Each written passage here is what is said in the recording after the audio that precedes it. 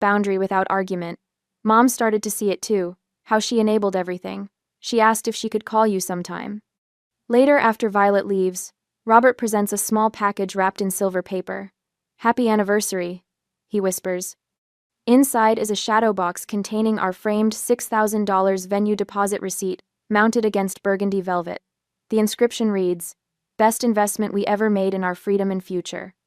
I trace the glass with my fingertip, smiling at the simple truth of it.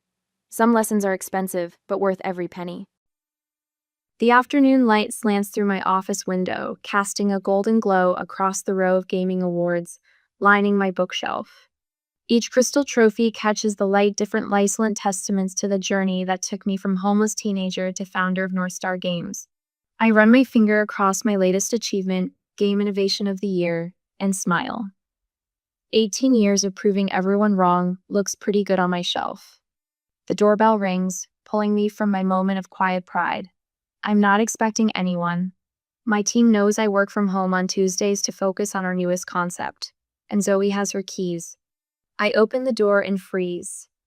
My mother stands on my porch, looking smaller than I remember. The confident woman who once ruled our family home with immaculate appearances has been replaced by someone with deeper wrinkles and anxious eyes. She clutches a weathered cardboard box against her chest like a shield. "Eden," she says, her voice wavering. "May I come in?" 18 years of minimal contact holiday cards returned unopened, voicemails deleted, graduation invitations ignored, and now she appears unannounced at my door. The urge to close it in her face nearly overwhelms me, but curiosity wins out. 5 minutes, I say, stepping aside. She walks into my home, eyes darting around, taking in the evidence of my success, the modern furnishings, the framed magazine covers featuring my games, the view of downtown Minneapolis from my window. "You've done well for yourself," she offers. I don't acknowledge the compliment. "Why are you here?" Her hands tremble as she places the box on my coffee table. "There's something you need to see." I make no move toward it. "After 18 years of silence, you bring me a box?" "Please," she whispers, pushing it toward me. "Just look." Sighing, I lift the lid. Inside are letters, several of them, neatly stacked. The moment I see the first envelope, my stomach drops. University letterheads, acceptance letters, my name. 7 of them, all from 2005. My fingertips go numb as I lift the first one. Prestigious Northeastern University, game design program, full scholarship. I open it with shaking hands, reading words that were meant for 17-year-old me. "We are pleased to inform you of your acceptance." I look up at my mother, ice forming in my veins. "You hid these from me." She sinks onto my couch, shoulders curving inward. I didn't know what to do. Bailey was struggling with her applications, getting waitlisted everywhere. Her voice breaks. I couldn't let her feel like the lesser daughter. The memory crashes over checking the mailbox every day after school. My heart races at the sight of thick envelopes, only to find bills and advertisements. Dad's disappointment growing each day, no acceptances arrived. Bailey's smug expression behind our parents' backs, as if she knew something I didn't. "You let Dad kick me out," I say, my voice dangerously quiet. "You watched him call me a failure at dinner that night." I can still hear his voice booming across our dining room table. "Not one acceptance letter? After all that talk about game design programs? You didn't even try, Eden. Not like your sister." My mother's eyes fill with tears. I never thought he'd go that far. I just wanted to give Bailey her moment. Another letter falls open in my hands. California Tech. Full ride. They'd wanted me. "I slept on Jamie's couch for a year and a half." I continue, my voice hollow. "I lost everything. My home, my boyfriend, my future." The memory of Matt's pained face as he broke up with me surfaces. "I can't handle all this drama, Eden. My parents think I should focus on someone more stable." "I know," Mom whispers. "But look at what you've accomplished anyway. You're so much stronger than Bailey ever was." I laugh, the sound brittle and sharp. "Now you're proud of me, now that I've succeeded despite you." I remember the tiny back room of Console Heroes, the repair shop that became my reluctant salvation. Learning to fix gaming systems by day, teaching myself coding at night, my fingers cramped from hours of practice on a secondhand laptop. Each rejection from gaming companies who wouldn't look twice at a self-taught programmer without credentials. One by one, I place each acceptance letter on the coffee table between us, creating a physical timeline of what was stolen from me. 7 paths to a different life. 7 doors slammed shut. Mom shifts nervously, her eyes fixed on the letters. There's more I need to tell you. The family. We're having some troubles now. What kind of troubles, I ask, though I already know where this is heading. Bailey's going through a divorce. She lost her job at the firm last month. Your father's health isn't good, and the medical bills. She stops, perhaps seeing the coldness in my eyes. I feel nothing but a detached curiosity. After years of struggle, after building everything from nothing, they've come for help. Why are you showing me these now? I ask, my voice measured and calm. She blinks rapidly, caught between honesty and self-preservation. In the silence that follows, I already have my answer. The letters between us tell a story neither of us can rewrite, but only one of us will determine how it ends. The morning sun glints off the still water of Lake Superior, casting diamond-like reflections across my cabin's pine floors. I've chosen this spot precisely for its contrast to my childhood home open, instead of stifling, natural instead of staged for appearances. No family photos line these walls, only framed concept art for my most successful games. I hear tires on gravel before I see the car. My shoulders tense as I spot Bailey stepping out of our mother's sedan. Even from this distance, I can see how the years have changed her. The polished attorney persona has faded, replaced by someone who looks perpetually tired. Her designer clothes have given way to department store basics, and her once perfect highlights now show a half-inch of dark roots. Mother emerges next, clutching her purse like it might flee. I make them wait a full minute before opening the door. What a lovely place, Mother says, her eyes darting around my cabin. Her tone carries the same forced cheerfulness she once used when inspecting my less-than-perfect school projects. So, rustic. Bailey sinks into my leather couch without invitation. Nice view. Must have cost a fortune. What do you want? I remain standing, arms crossed. Mother perches on the edge of an armchair, rehearsed smile in place. We thought it was time for some family healing, Eden. After I showed you those letters. After you confessed to sabotaging my future, I correct her. She flinches but continues. Yes, well, it's time to move forward. Families make mistakes, but we're still family. I remain silent, watching as their carefully constructed script unravels in the face of my stillness. Bailey breaks first. Mom, just tell her. She turns to me, irritation sharpening her features. Dad's medical bills are piling up. The insurance isn't covering his heart treatments. I lost my partnership at the firm last month, and Jason is dragging out the divorce proceedings to avoid paying alimony. And this concerns me how?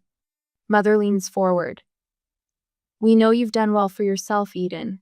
That gaming company of yours, North Star Games, I supply. Currently valued at $47 million. Mother's eyes widen slightly. Yes, well, we thought perhaps you might help with Dad's medical expenses. And Bailey needs somewhere to stay while she gets back on her feet. I walk to the window, studying the shoreline while processing their audacity. So let me understand this. You hide my college acceptances, let Dad kick me out at 17, ignore me for 18 years, and now you want what? Money?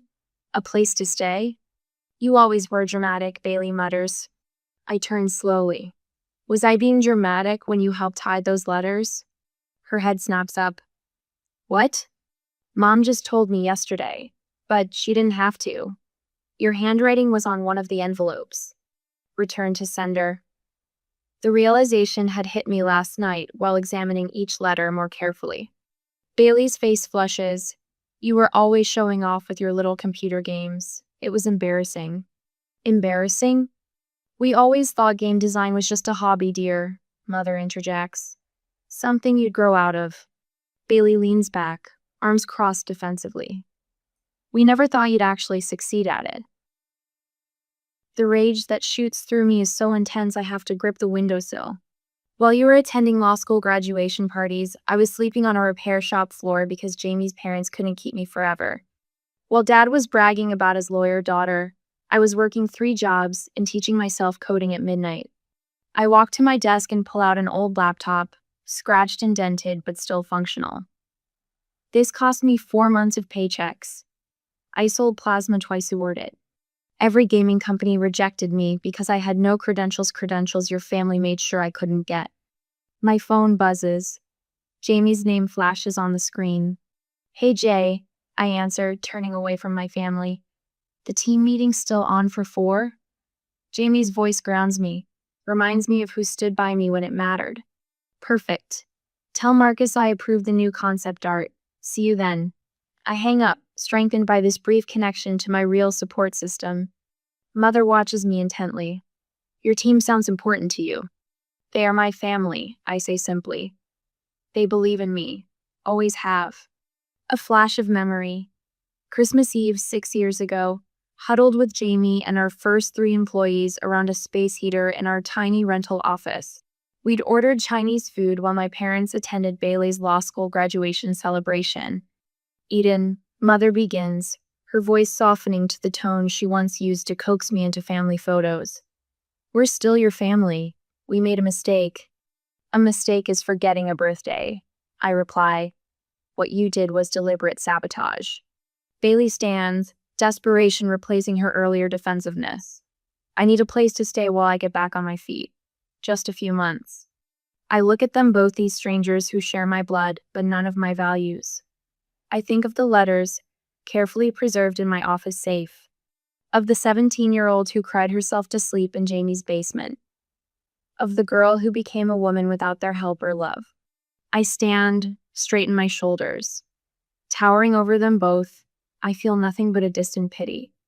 "Family doesn't steal futures," I say, walking toward the door. My voice carries a calm certainty that surprises even me. "I'll be in touch." I hold the door open, the message clear. As they shuffle past, I remain rooted in the doorway of the home I built for myself, one they could never take away. The first month's rent for my apartment eats nearly every dollar I've saved. It's a generous term to call it an apartment more accurately. It's a studio the size of a generous walk-in closet, with water stains mapping constellations across the ceiling. But it's mine. I arrange my secondhand desk beneath the only window. The desk wobbles when I type, so I fold a takeout menu and wedge it under the short leg. My whiteboarded garage sale sign dominates the wall beside my twin mattress on the floor. It's covered in multicolored scrawls, game mechanics, storyline fragments, and a growing collection of rejection emails paraphrased into lessons. Concept lacks market viability. Translated: make something people actually want. Insufficient technical demonstration. Translated: learn to code better. Requires industry experience. Translated: find another path in. 3 a.m. finds me hunched over my keyboard, eyes burning. Then it happens not with a dramatic flash of inspiration, but with a quiet realization that settles into my bones. I've been designing games I thought would impress established companies. Games I don't actually want to play. I push away from my desk, grab a marker, and wipe my whiteboard clean. In the center, I write 2 words: North Star Games. My own company. My own vision. No more begging for approval from gatekeepers who can't see past my lack of credentials. Month 11 of development, and my landlord's patience wears as thin as my wallet. I stand in the parking lot of Lenny's used cars, watching a stranger drive a Honda. The envelope of cash in my pocket feels simultaneously heavy and insufficient.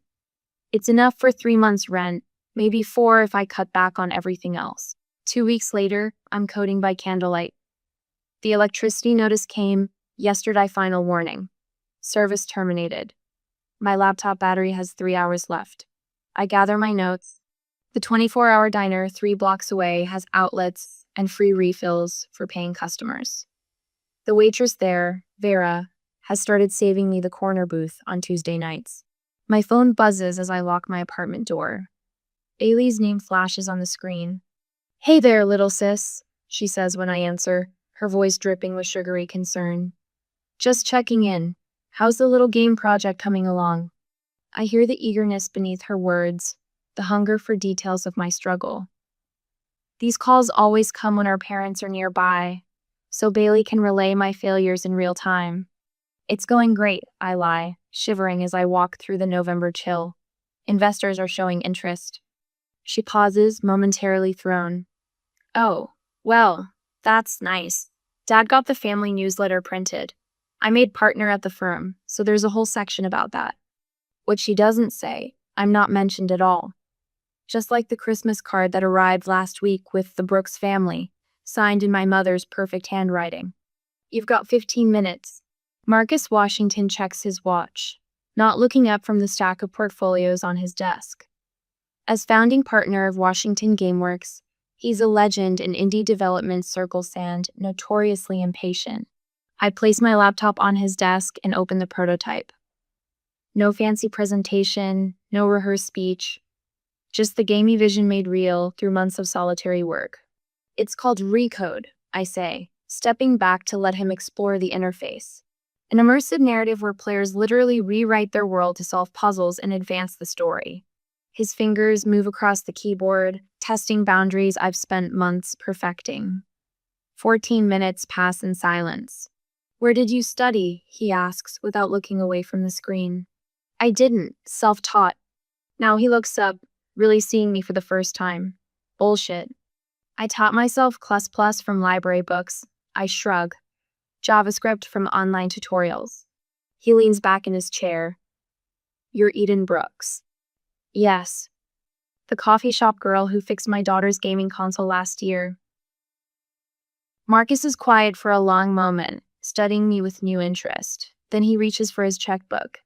20,000, he says, writing, "for 10% equity in whatever company you're forming to develop this further." My knees nearly buckle.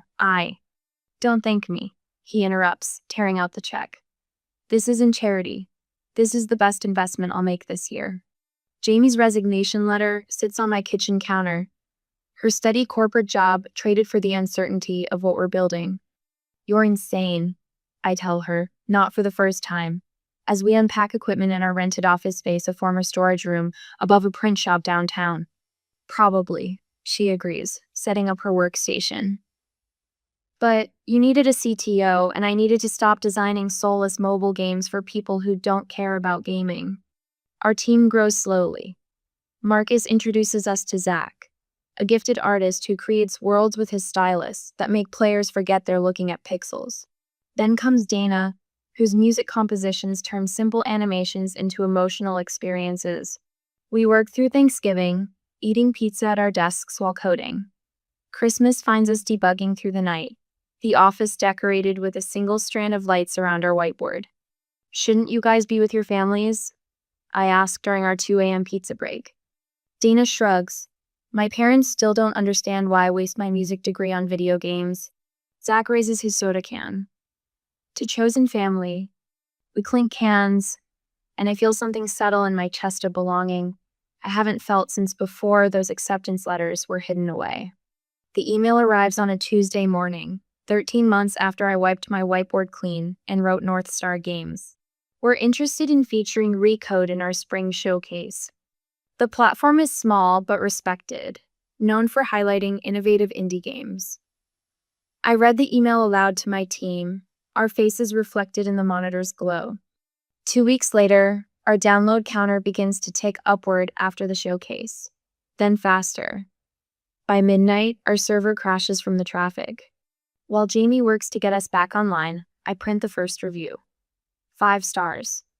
A groundbreaking narrative experience that redefines player agency and storytelling. I frame it, hanging it above my desk, where a college diploma might have gone in another life. This is my degree, my validation, my proof. This is the path I built when every other one was stolen from me. The morning light streams through the floor-to-ceiling windows of North Star's headquarters, illuminating the sleek, modern space we've built from nothing.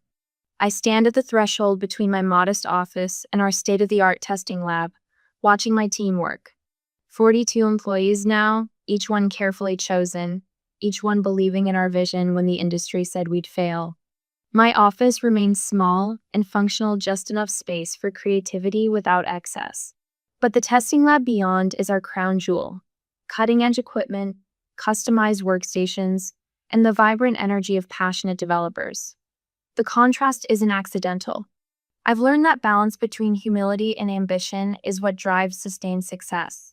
My eyes drift to the framed review on my wall, our first positive press coverage, when GameStream called our debut release revolutionary in its approach to player agency. I had it framed not in gold or mahogany, but in the same cheap black plastic as the frame that once held my high school diploma. A reminder of beginnings. My phone buzzes for the third time today. Mother again. I silence it without looking and return to my desk, where my tablet displays the latest in a growing collection of desperate family communications. 7 voicemails from my mother in the past week, each more urgent than the last. Eden, please call us back. We really need to talk. Your father isn't doing well. He's asking about you. Can we please just have lunch somewhere public, if that makes you feel better? And then yesterday, the security footage Jamie forwarded. Bailey standing in our lobby, demanding to see me, eventually being escorted out by security. Her designer handbag clashing with her frayed composure. This morning's email from our PR director included screenshots of my father attempting to connect with our business partners on LinkedIn. Clumsy digital footprints from a man who once called computers expensive toys. You need to see this, Jamie says, appearing in my doorway with her tablet extended. Her expression warns me it's nothing good. I take it and scroll through recent social media posts from my family members, sudden, enthusiastic mentions of how they've always supported Eden's creativity and how family has always been the backbone of her success. Mother has even unearthed a photo of 12-year-old me holding a gaming controller, captioned with fabricated pride. They're getting desperate, I say, handing the tablet back. Jamie sits across from me. What's your play here? I don't answer immediately. Instead, I open my bottom drawer and extract a leather portfolio one Marcus gave me when we secured our first major investor. Inside is the legal consultation I obtained last week, outlining options for establishing formal boundaries. I've been doing some calculations, I tell her, revealing the spreadsheet I've been meticulously developing, about exactly what was stolen from me. Jamie leans forward, her eyes widening as she scans the document. You're itemizing it? Every dollar. My voice remains steady, emotions carefully contained. 4 years of tuition at California Tech, housing costs, projected entry-level salary in game development from 2009 to 2012, opportunity costs, interest. I slide the tablet toward her, showing the final figure, $184,200. My assistant Raj appears at the door, freezing when he glimpses the spreadsheet. Is that what I think it is? It's an invoice, I confirm, for what I lost when they decided my future wasn't worth as much as Bailey's ego. Are you actually sending them a bill? His shock is evident, but there's something else in his expression, a recognition of the power in quantifying pain. This isn't about money, I explain, though of course it partly is. Money speaks the language my parents understand. It's about acknowledgement.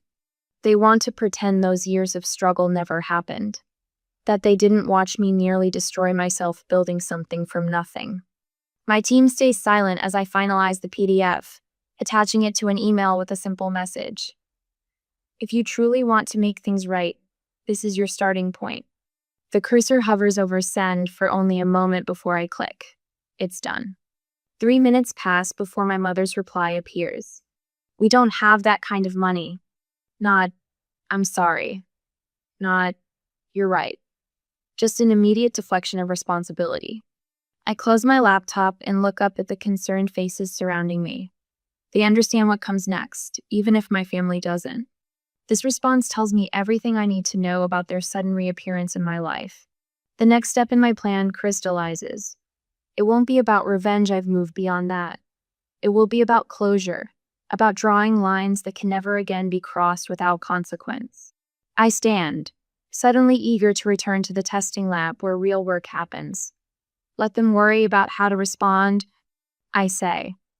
I've spent 18 years figuring out how to live without them. They can spend a few days learning what it feels like to be powerless. As my team disperses, I pause at the framed review on my wall, tracing the word revolutionary with my fingertip. Some revolutions begin with grand gestures. Others, like mine, start with an invoice and the quiet power of putting a price on what was once deemed worthless. The afternoon light slants through the conference room windows of North Star Games, casting long shadows across the polished table where Jamie and my three closest team members sit. Their faces reflect various shades of concern as I lay out the acceptance letters in chronological order. I've thought about this for weeks, I tell them, my voice steadier than I expected. The invoice was just the first step. Eliza, my lead designer, glances at the letters, then back at me. They didn't respond to the invoice at all. Oh, they responded. I pull up the email on my phone. My mother said they don't have that kind of money, as if that was ever the point. Jamie leans forward, elbows on the table. 18 years of friendship has given her an almost supernatural ability to read my intentions. This isn't about getting even, is it? It's about closure. Exactly. I tap my finger on the University of Southern California letter me top choice, full ride, the golden ticket to the future I dreamed of. I don't want their money. I want them to understand what they took from me. Marcus, my marketing director who started as an intern when we were both working out of a garage, frowns. What are you thinking? A letter? A formal statement? I shake my head. Something they can't ignore or explain away. Something that will sit in their house and remind them every single day. The team exchanges glances, but it's Zach who finally speaks. The acceptance letter itself. Framed. For the first time today, I smile. With a very specific inscription. My hands tremble slightly as I lift the USC acceptance letter from its envelope. The yellowing paper feels fragile, like a pressed flower preserving a moment that never fully bloomed. I smooth it carefully on my desk, studying the official letterhead, the enthusiastic language, the generous scholarship offer. This one, I tell the framer, sliding it across the counter in its protective sleeve. I want something simple but substantial. Black frame, acid, free matting. The framer, a gray-haired woman with artist's hands, studies the letter.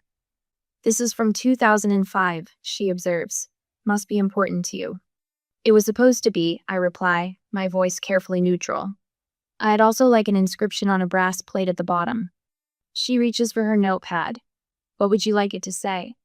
I hand her a slip of paper with the words I've crafted and discarded dozens of times, until landing on the perfect phrasing words that encapsulate 18 years of struggle and triumph. Her eyebrows lift slightly as she reads it, but she asks no questions.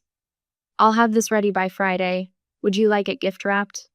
No, I tell her, but I would like the highest quality glass you have. I want it to last. My living room feels too quiet as I stare at the finished frame.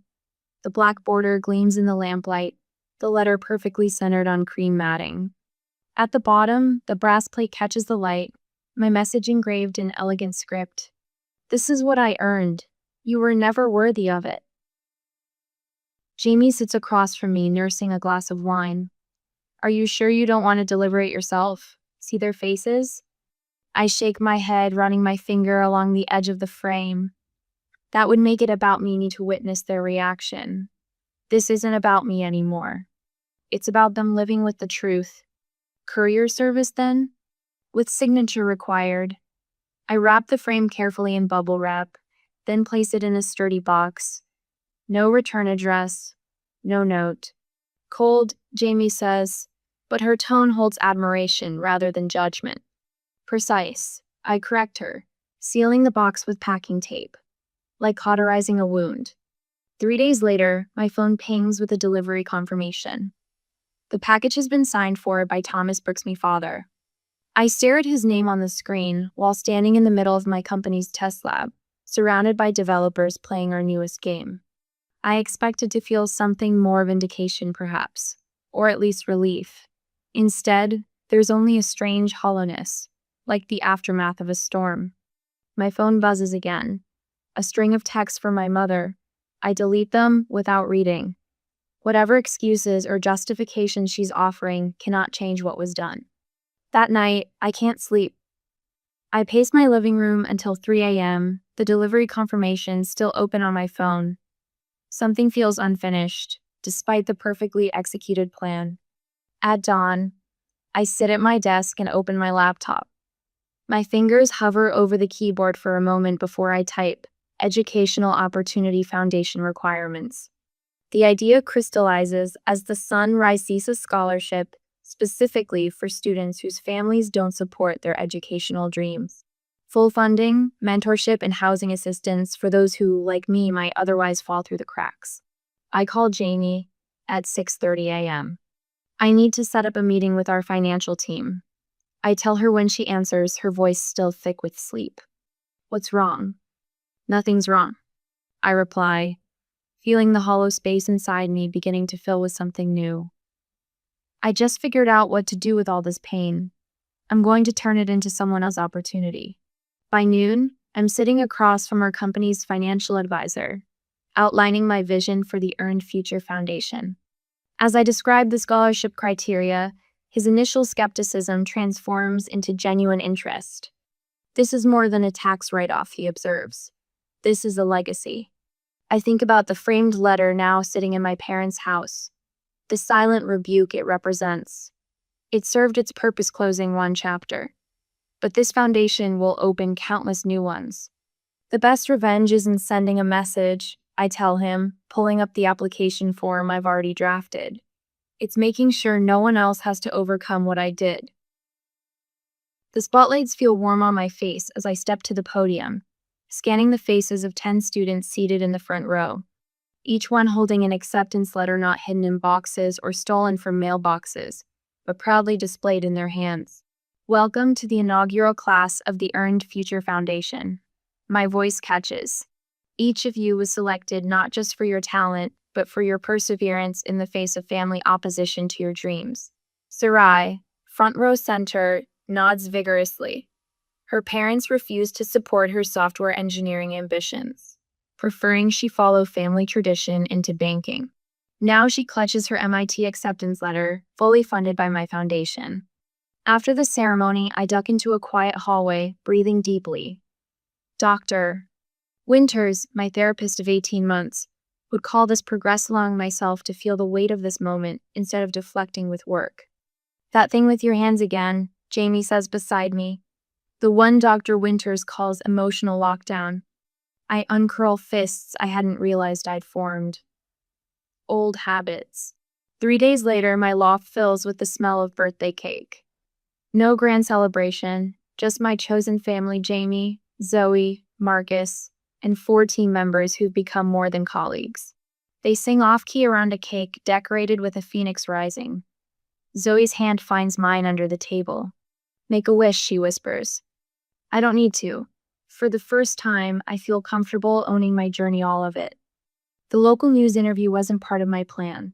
The foundation was meant to operate quietly, but the story went viral. Now I sit across from a reporter whose eyes calculate my value in viewers. Your story is remarkable, Miss Brooks. What drove you to create opportunities specifically for students whose families don't support their career choices?